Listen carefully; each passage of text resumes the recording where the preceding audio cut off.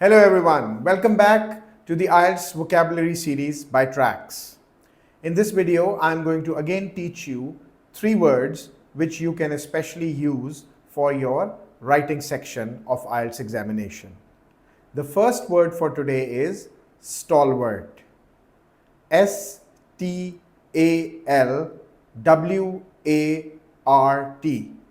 Stalwart means loyal.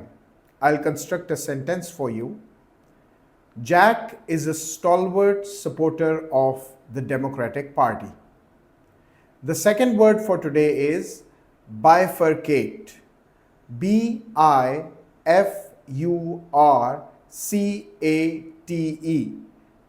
Bifurcate means divided into parts. I'll construct a sentence for you.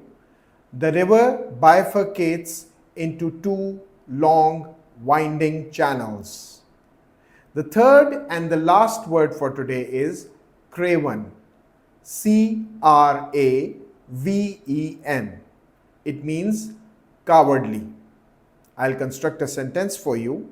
She took a markedly craven stance against the weak crime bill. Thank you for watching this video. Stay tuned for more videos for IELTS vocabulary and join Tracks.